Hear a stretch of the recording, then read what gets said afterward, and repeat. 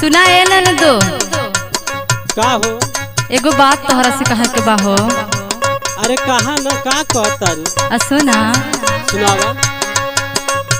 और करैला ये ननदो करैला ये ननदो करैला ये ननदो छनिया ऊपर पहरल बाई करैला ये ननदो छनिया ऊपर पहरल बा करैला ए ननदो छनिया ऊपर पहरल बा करैला ए ननदो और करैला ये ननदो करैला ये ननदो करैला ये ननदो छनिया ऊपर पहरल बाई करैला ये ननदो छनिया ऊपर पहरल बा करैला ए ननदो छनिया ऊपर पहरल बा करैला ए ननदो हे करैला ए ननदो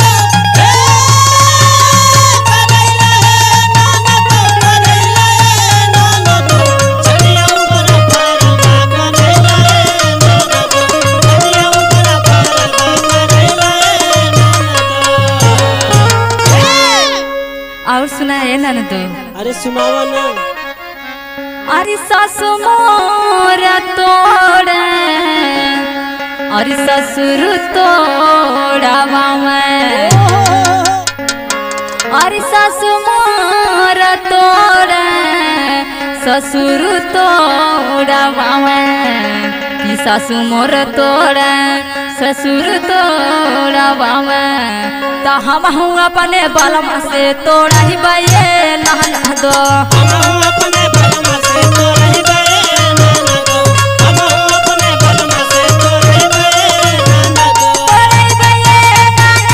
तोड़ाई बाये नाना दो तोड़ाई बाये नाना दो हम अपने बलमा से तोड़ाई बाये नाना दो हम अपने बलमा से तोड़हि बे ननदो हम अपने बलमा से तोड़हि बे ननदो। अरे जेठानी मोर तोड़ अरे जेठा तोड़ा सुना हो नंदो अरे सुनावा ना सुनत है। अरे जेठानी मोरा तोड़ अरे जेठा तोड़ा तो हम अपने बलमा से तोड़ा ही बाये नहना दो हम अपने बलमा से तोड़हि बे ननदो हम अपने बलमा से तोड़हि बे ननदो तोड़हि बे ननदो तोड़हि बे ननदो तोड़हि बे ननदो हम अपने बलमा से तोड़हि बे ननदो हम अपने बलमा से तोड़हि बे ननदो।